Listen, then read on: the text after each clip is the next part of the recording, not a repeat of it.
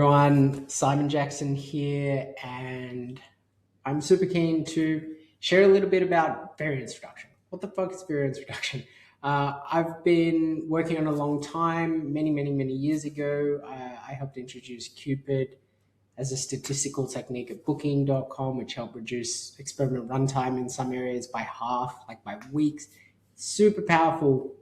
It's almost everywhere today when you're in the world of A/B testing and experimentation, but unless maybe you've got a statistics or data science background, it's sort of hard to understand. So I thought I'd make this for all of you out there who hear about it a lot, but maybe don't have the background in data and statistics and those sort of things to really understand foundationally what's going on.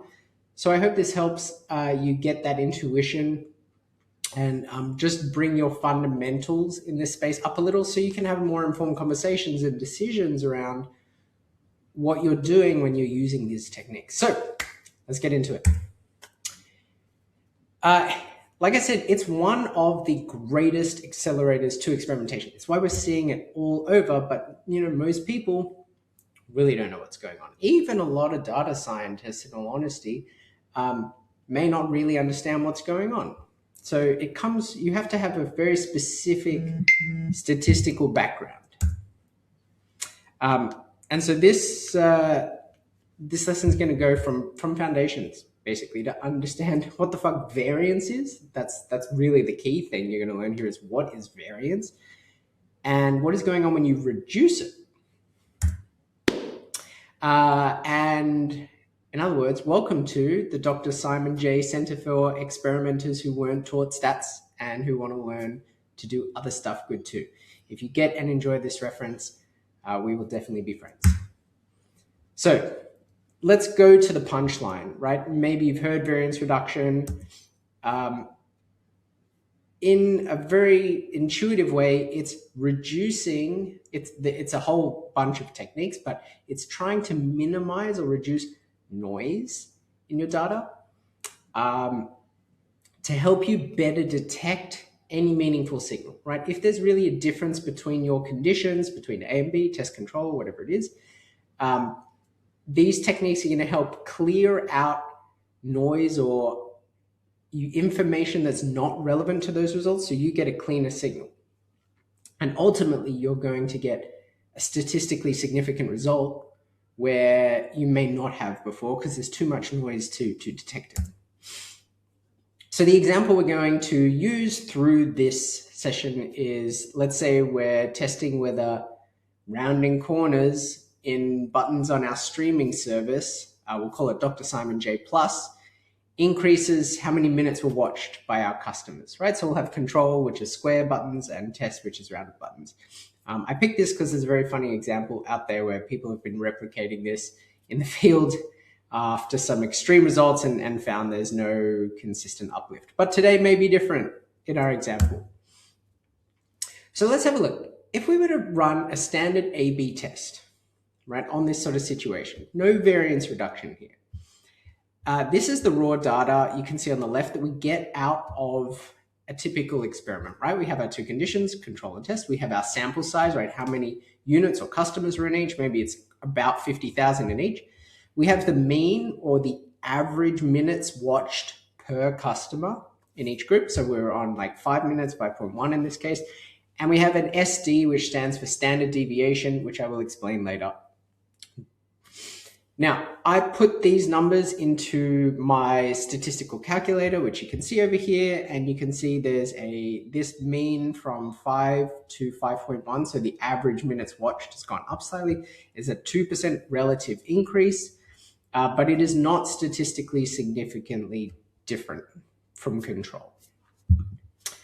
Side one, if you would like to use this calculator to get your own test results, it's available. There's a whole bunch of things around power analysis and stuff here. Just calculator.drsimonj.com. If you add the /test results, you'll get this particular calculator. But that's if you're looking for tools like this. Okay, now let's apply the magic, right? Let's apply a variance reduction technique. Maybe we applied something like Cupid, right? So this time, something has changed and I've put it into the results, and see it's still a 2% uplift, right? The uplift is the same, but now we are getting significant results. What changed? Did you notice what changed? If you didn't, you'll see it was this last column, this standard deviation. This might be the thing that you don't really understand, is my guess. Right? Most people understand the first three, but standard deviation is a metric and a concept that most people don't understand. But this is where the magic is happening with variance reduction. So like, what is going on? And yet, this might be the point where you're like, I don't know what SD or standard deviation is. I promise the whole point of this session is to explain this and everything around it to you. The point for now is we used variance reduction. We changed a number that didn't change the uplift, right? It didn't change the treatment to control difference, but we went from not significant to significant. That's the power. Pretty cool, right? That's a big deal. This is why it's become extremely pervasive and useful in the industry. So we're going to go right down to basics. I try to teach, when I do teach statistics, I teach as little maths as possible. There will be a tiny little bit in this session, perhaps more than I ever teach, but I promise it'll be easy to follow. So let's understand variance. What is variance, right? Variance is how people, I'm just saying people here, but these could be experimental units, these could be accounts, emails, countries, whatever it is, but I'll just talk about people and customers. So variance is how people vary from an average, right? Let's take an example. What's the average human height? It's about globally 166 centimeters, apparently, whatever. Doesn't matter if I'm correct or not, but let's say for this example, it's about that. Do you think I'm 166 centimeters? If you know me, you'll know the answer is no. It's hard to tell in video, but why, right? So my height is the average, but what, like plus something. Why am I different from the average? So here I am. There's the average human height. Now, first of all, males tend to be taller than females, right? And apparently on average, males are 5 centimeters taller than the average, right? So there's a gender effect here. As a male, I'm more likely to end up in this group. Because of my age as well, you can guess, but I'm close to 40. There is also males in the 30 to 40 year bracket are even taller. Right, so there's this plus 4 centimeters that now take a guess of where my height is up to 175 centimeters. Now, I am actually about 172 centimeters. So I'm shorter than the average of males in my age bracket, right? Now, we could keep going with all these things that explain it, right? But there's a bunch of other stuff, right? It's gender, it's age, a bunch of other stuff. And you can think about it like a simple equation, right? My height is the human average plus gender effect plus age effect plus some other stuff. This stuff, gender, age, and all that other stuff, the stuff that varies from person to person, that's what creates variance, right? Different scores around the average. Now, before we said the average watch time on Dr. Simon J Plus on my imaginary streaming service was 5 minutes. Obviously, that doesn't mean everyone is watching for 5 minutes a day, right? There is variance. So the data for 7 customers might look a bit like this, right? Here's this line maybe represents the 5 minute average, but you can see customers 1, 2, 3, 4, 5, 6, 7 are spread around that average. And all those distances, all that spread is what is variance, right? It's the spread of these customers around the average. Okay, I hope variance is clear. Now, how do we measure variance, right? It's really important that we can measure it because that's what we need to do then mathematical calculations with and get things like statistical significance and confidence intervals and so on. So it's measured by the spread, right? It's trying to quantify how spread are people around the average, right? So more spread means more variance, but how do we represent that as a number? Right, we have variance. Let's take two customers here as examples, right? Customer 5 and customer 3. So we're going to take their score and subtract the average, right? So customer 5 here, maybe they're about 5.8 minus the average of 5 means they have this difference from the average of 0.8. Customer 3 minus the average, let's say their score is 3 and minus 5 is -2. So they are 2 minutes below the average. So we have one customer here who's 2 centimeters below, one who's minutes below, one who's 0.8 above, right? You could do this for every customer. Now, these scores in statistics have a very specific label. They are called deviations, right? So your difference or a customer's difference from the average is a deviation from the average, right? Hopefully you can start to see standard deviation coming into it. Now, you can't just sum up these. Imagine you did that for all of them and then you sum them all up. That's not helpful to us. Any idea why? Right? I'm just recording this. I don't know why I'm asking questions. It's just a force of habit, but have a think about it. What happens, and you can do this for yourself, go and test it. If you just sum all these things up, they just sum to 0. Because the average means there's going to be a bunch of people who are above, so they're going to have positive scores like that 0.8, and a bunch of people below, meaning they're going to have negative scores like that -2. And just the way the average is calculated means that if you put all these things together, you get 0. That's like a way that the average works. Actually, another way to think of the average is it means the deviations sum to 0. So obviously summing them all together is not helpful.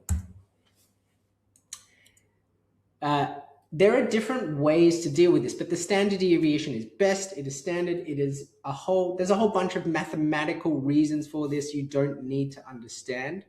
But it is still good to understand what a standard deviation is, right? And it's very rare, especially in experimentation statistics, that you will see any other version of this. So standard deviation is by far the thing you need to worry about. Here's how you do it. You take the deviation scores, right? We're still using these two examples. We've got a 0.8 and a -2, and you square them, right?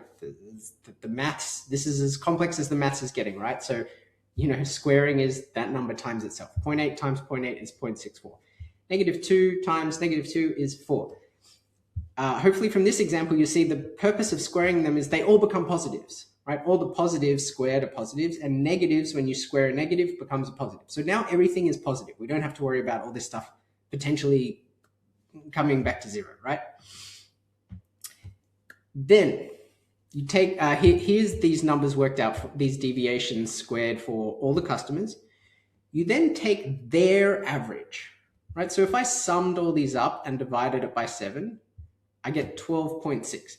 This gives us like an average amount of deviation per customer, but think more like this is the average of the squared deviation. So if I take each deviation, I square it, get the average, that's approximately the average distance of a customer from the overall average, the 5 here, right? Now, a squared number is sort of a weird thing to talk about. So we take that score and we take its square root, right? That's like the opposite of squaring. And in this case, we get 3.5. This is the standard deviation, right? So we took a deviation score for everyone. We squared it so they were all positive. We averaged them and then took the square root to bring it back to the original scale. You can sort of think of this as saying, on average, a customer is 3.5 minutes away from the average, right? Away from 5. Now, it's not perfectly that, and don't stress about it. As long as that's the intuition you have, that's fine. That's good enough, really. So this is what's going on, right? We're basically trying to get a score that tells us what's the average distance of people from the average, from the overall average. And yeah, this is how you can interpret it. The standard deviation is like the standardized or averaged deviation, distance from the overall average, right? And so here we have two groups, group 1 and group 2. Both have the same 5-minute average, but the standard deviation in group 1, which is clearly more spread out, is 3.5, which is the group we've been looking at. And in group 2, right, you can see it's much closer to the average. Their standard deviation is 1.9.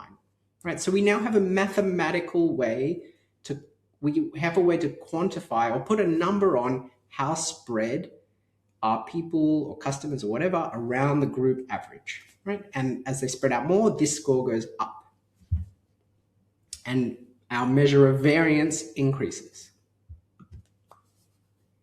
Cool. All right. So I hope you understand variance now and what a standard deviation means and how we quantify it. Why does it matter in A/B testing?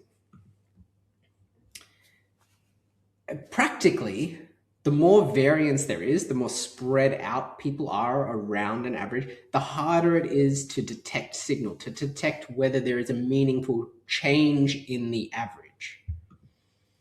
So here are two experiments, right? Which do you think had an effect, right? The test condition had an effect, a true effect on customers. Now, there's obviously small fake data. And you might be going, well, there's obviously a bump in each of them. But, if this were real data, I hope you can see that in experiment 1, it's a very clear conclusion that there's an effect. Experiment 2, you're a little less certain. You're just like intuitively less certain because things are more spread out. And statistics does the same thing, right? It will be less certain. You are less likely to get a statistically significant result in number 2, even though all the averages here of control and test are identical. So the group means, right, control and in group 1 and control in group 2 or experiment 2, those are the same and same as test and test. And the uplifts, the average change from control to test is identical in both of these situations. But the variance on the left is much smaller than the variance on the right. And therefore, you are much more likely to get a significant result on the left than you are on the right. Right, so the more variance, the harder it is to detect signal.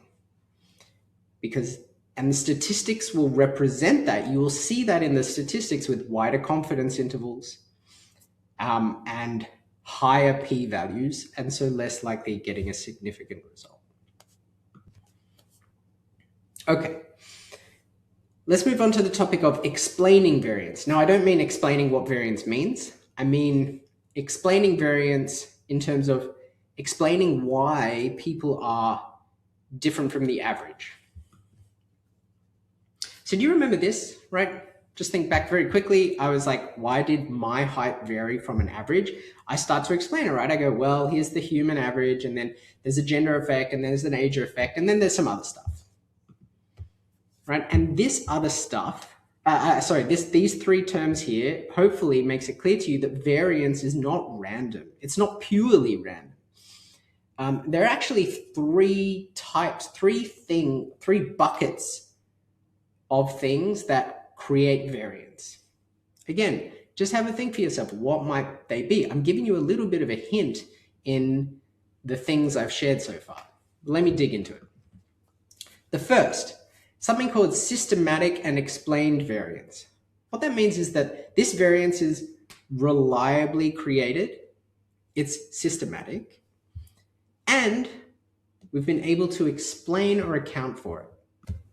By explain or account for, what I mean here is that we have said I am away from the average because of these things. We know these things have basically caused my height to be different from the average, right? So they are things that cause change, and we've been able to explain them. We've called them out. We know about them.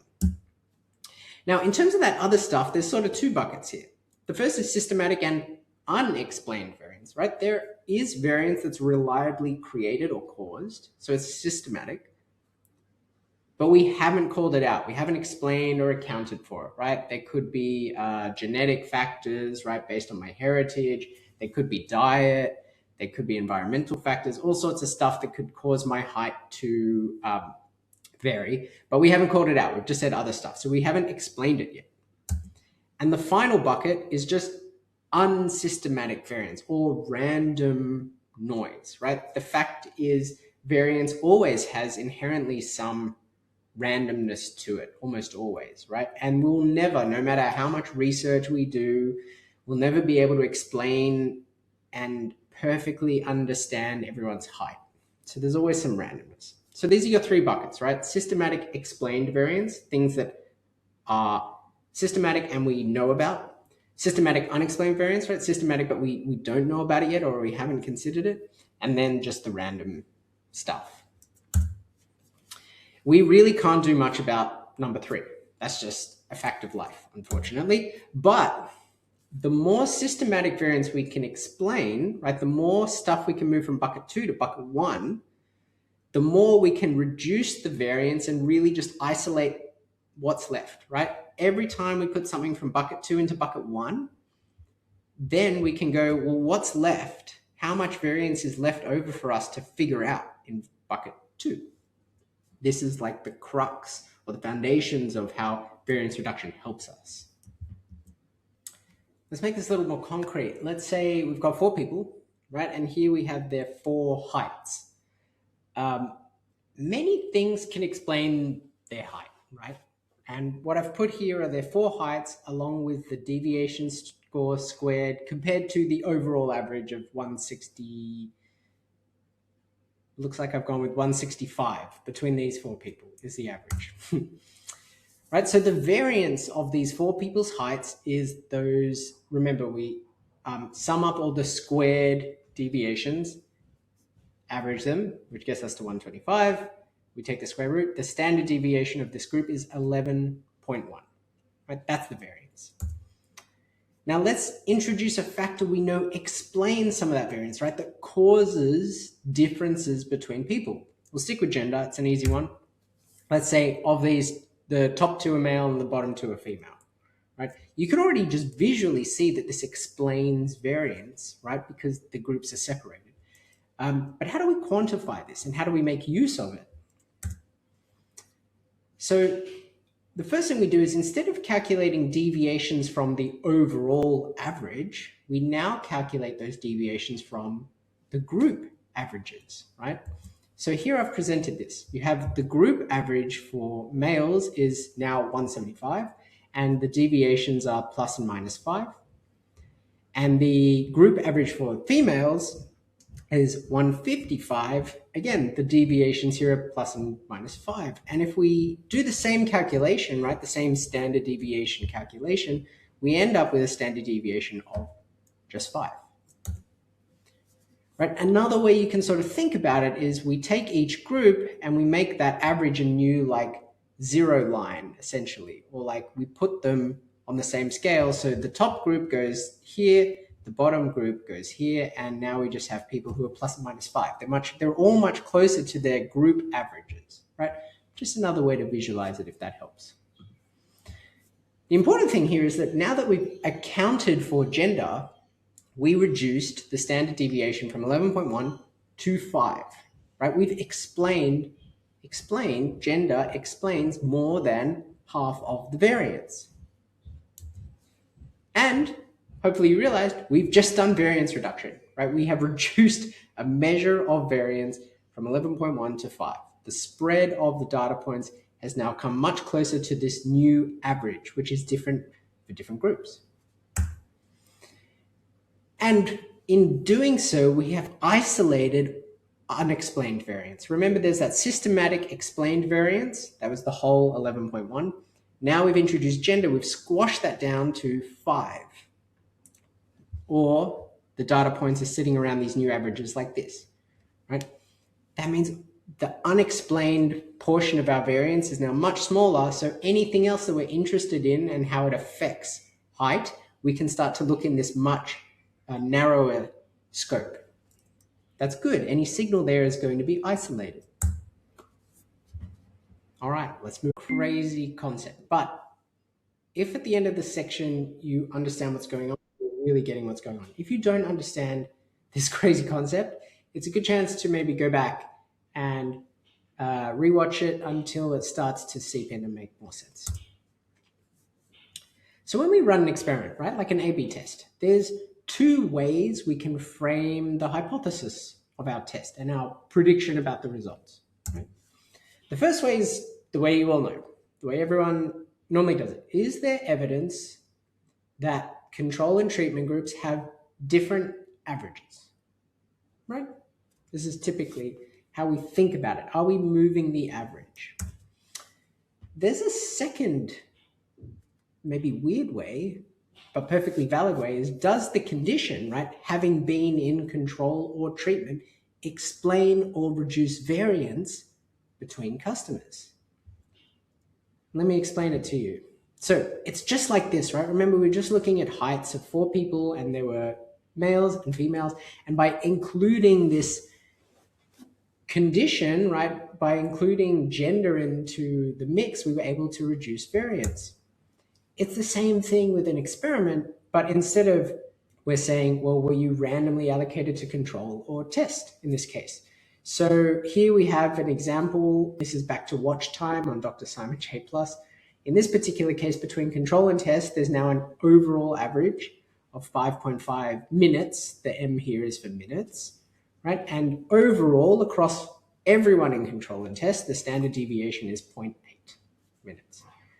And we might ask, does treatment condition, right, being in control or test, explain some of this variance? And so we do it just like the height example, right? We go, well, what's the average minutes watched in test? What's the average minutes watched in control? Maybe they're respectively higher and lower than the overall average. And we use those averages to now compute the variance for each group, right? And if we do that, the variance measured by the standard deviation drops from 0.8 to 0.6, right? In other words, the differences in those group averages have explained some of the variation across customers, right? So it's just like this. In this example, we had your height is a product of the overall human average plus your gender plus some other stuff, right? In our example case, we've gone, well, how much watch time is the overall average plus which condition you were in plus some other stuff, right? And the condition here has helped us to explain some variation between people. And this is where the whole idea of variance reduction in experimentation comes about, because if we can explain variance that doesn't come from the experiment, so not the experiment itself, but other stuff, then we can better isolate the signal where the experimentation effect is happening. Right? It's just like when we brought all the height data down to a smaller group, we can do that with experimentation as well. We can bring data down to a smaller group before we look at the difference between control and test. So this is a pretty crazy concept. If maybe you're feeling a bit like what just happened, this is probably a great time to go back and let some of the foundational bits sink in. The last main topic now around foundational stuff is called residual variance. Residual variance is just an important thing to understand. Whether you call it this or not is okay, but it's the idea that it's what's left over after you account for something known or you explain some variance, right? So we'll just keep using this example of your height, human average plus other stuff right now, right? Standard deviation of 11, just the same example we used before. Then we bring in gender and we reduce the standard deviation to 5. But what if instead of other stuff, hypothetically, we knew so much about people, we could perfectly predict everyone's height, right? And going back to our buckets of variance, imagine that means there's all the systematic variance is explained. And in this theoretical example, there's no unsystematic variance. There's no noise. We know so much, we can perfectly predict everyone's height, right? So every person would basically have their own little average line to compare against, and the standard deviation drops to 0, right? So it started at 11.1, it can go all the way to 0. Now, when we can perfectly predict, reduce it to 0. Again, there's always a little bit of noise, so in practice, this will almost never happen, but theoretically, let's say it's possible. So a residual is just what gets left over. It's a deviation every time that we chunk it down and account for something. I'll show you graphically to make sense. So when you begin, remember everyone has a different score from the average. That's the deviation, right? So this 180, the deviation score is 15. It's 15 centimeters away from the average. And these are fives, and this is negative 15. These should have negatives. That's okay. Collectively, the standard deviation is 11. Now, we then go and account for gender. We now have these fives here. I forgot to put the negatives again, but it's +5, -5, +5, -5. These are called residuals, right? It's what's left over after accounting for something, right? And their variance, the variance of these residuals, is measured by a standard deviation of 5. We still haven't dealt with age, like I talked about at the beginning, or anything else yet, like diet, all sorts of stuff. So that means when there's residual variance, it can be theoretically explained. As long as we know factors that influence variation, there's still room to explain it. There's still room to further reduce variance. There's still room to isolate the variation caused by other things. In our case, we care about isolating variance caused by being in control or treatment in an experiment. So residual variance will become important very soon, but now is a perfect time for a very quick recap, right? This is a very quick recap of what we've covered. It's a great time to maybe take a break if your brain is a little bit boggled. So key things so far. Variance. It's how people vary from the average, right? You have the average and people or your experimental units vary around it. That's variance. More variance, more spread out people or units are around an average makes it harder to detect signal, right? Because it's caused by lots of signals, right? When there's lots of signals influencing people, they get spread out more and more and more, and it becomes much, much harder to isolate or detect a very specific signal in that spread. It is possible to explain or reduce variance with certain factors. When they are causal or they correlate well, we're able to slowly reduce that variance and isolate signals better and better, right? And so we can isolate other signals into residual variance. We can isolate complete variance into smaller buckets of variance that we call residual variance. Right, that's our foundations recap. This is a great time, like I said, pause or maybe catch up on some stuff if you wanted to really like nail these concepts. But when you're ready, let's talk variance reduction. Okay, we're going to start with simple variance reduction in experimentation. And when I say simple, I mean, obviously none of this is simple, but this is on the simpler end of the spectrum. So take your time listening to this. In A/B testing, if we can explain variance, right? If we can take the complete variance between everyone and slowly reduce it between people before we think about the experiment, before we can reduce that information before people were exposed to testing control, then we can isolate the treatment effect to residual variance, right? This is really what we're trying to do. We're trying to take that massive spread of variance between people and shrink it down so we're left only with the differences between control and treatment as best as possible. So then it becomes really easy to detect. So I'm going to, again, use a bit of a graphic to help explain this in a slightly different way.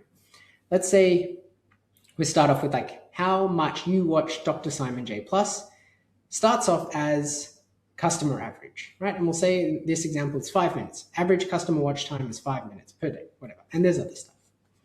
Now, maybe employment status is something that explains variance or creates variance here. I've not been employed a number of times. In my personal experience, I watched more streaming services and my watch time went up. Obviously, this is made up data, right? But everyone's different. But in this case, we're going to say for those who are unemployed, their watch time goes up a minute from the average. And for those who are employed, their watch time goes down a minute, right? So now we have these two bubbles, 6 minutes and 4 minutes, representing employed and unemployed customer watch times. Now, what happens if I run an A/B test where the treatment increases watch time by 30 seconds, right? We believe it increases watch time by 30 seconds across the board, right? For everyone in general. You end up with a situation like this. For each of these bubbles, we now have two groups, right? So let's look at the top one, right? The 6 minutes is watch time for unemployed people. Anyone in control, that average stays still. Anyone in treatment, their average goes up 30 seconds, right? The same thing happens for employed people. Even though they were down here at 4 minutes, for the sake of example, let's say if you're in control, they stay at 4 minutes. If they're in treatment, they went up 30 seconds, right? So now we have these sort of 4 bubbles representing 4 possible averages. Okay, what's the variance in our experiment? If we don't control for anything, let's just say we had 100 people in each of these buckets, right? And we're not going to talk about spread around these bubbles right now. That will come a bit later, but just, assume there's about 100 people in each of these. The average across all 4 of these is going to be 5 minutes and 15 seconds, right? Because we've split 2 groups that have gained 30 seconds. So overall, the average has gone up 15 seconds, right? Average of all 400 people will be here. We'll calculate the total standard deviation from this point. So the average of control, right? The average of the 100 people here and the 100 people here will be these 2 averaged, right? 6 minutes and 4 minutes. So it's going to be about 5 minutes. The average of people in the test condition is going to be the average of the green bubbles, right? The 6 minutes 30 and the 4 minutes 30. So their average will be 5 minutes and 30 seconds. So there is a 30-second difference between the groups on average, but there's a lot of variance, right? You can see even just in terms of the averages, we've got everything from 6:30 down to 4 minutes. It's quite a big spread. Now, what happens if we first control, we try to explain away variance associated with employment status? We probably wouldn't know this in real life, but this is the sake of example, right? So we now, just like all the other examples, it's like we use the average of these groups to create residuals, right? So we've put lines in to represent these 2 groups. For the people up here, for those with an unemployed status, we use their average, which is 6 minutes and 15 seconds, to get the residuals. Now, everyone who was in a 6 minutes and 30 bucket now has a residual of plus 15. And everyone who was in the 6 minutes bucket now has a residual of negative 15. Same thing down here, right? Everyone with an employed status who was at 4 minutes is now minus 15. Everyone who was at 4:30 goes plus 15. Right? So now everyone's just relative to their group average. The average of control, right, of the purple bubbles here, is the average of all those negative 15s. These ones up here are just negative 15. These ones up here are just negative 15, negative 15. The average of test is the average of all the plus 15s, right? Everyone here is plus 15. Everyone here is plus 15. Notice how, again, we've got a 30-second difference. The average of control is minus 15. The average of test is plus 15. That's 30-second difference. But instead of stretching everywhere from 6 minutes 30 down to 4 minutes, we're just stretching basically that 30-second difference, right? There's much, much, much less variance, near 0 in this example. And so what we've done, right, if you just reshift the 0 line, is we've gone from something like this, 2 groups with the very spread out scores, and we've just been able to reduce that variance to get a much tighter cluster, but the group averages are the same. Right, that's a simple example of variance reduction in A/B testing. Again, I know it's not super simple because not everyone knows this. In fact, most people don't understand it, but take your time to watch through this and chip away and get your intuition to understand how variance works, and it will start to make sense. For those of you who are like all on top of it, I'll very, very quickly walk you through in an intuitive sense how advanced methods like Cupid, which you're probably familiar with or have heard about, how they tend to work. So when variance reduction becomes very advanced, all it's doing is trying to use more information from before the experiment. It's deploying more complex techniques than just using these averages to try and explain more variance. That's really what it's trying to do. More information, more complex techniques to explain more variance, ultimately to better isolate any residual variance, which is the result of being in control of treatment or any other situations. The basic principles are the same. Everything that we've talked about, everything you've learned here does not change. It's just how do they get those little average lines to be more informative and reduce variance as much as possible to isolate that signal. So I'm going to get into how CUPID works. CUPID stands for Controlled Experiments Using Pre-Experiment Data. That's just a fancy way of saying it's using information from before your experiment starts to try and reduce variance, to try and explain differences between people, before then looking at the effect of the experiment itself. As long as I use information from before the experiment starts, then it is completely uncorrelated, unrelated to the experiment itself. So any variance that it gets rid of was unrelated to the experiment, and therefore it just reduces essentially noise for the experiment result that you care about. So here's hopefully an intuitive way. Say we've got a bunch of customers, we've got their watch times from this week. Right? What do you think is the single best thing that might predict these? Right? Before we talked about employment status, that might be one thing. What is like the one best thing for every customer here that probably predicts these scores? Usually it's going to be something like how much each of these customers watched last week. Right? A customer that tends to watch a lot will probably tend to watch a lot, and vice versa. Customers that don't watch much probably won't watch much. So let's plot these against each other.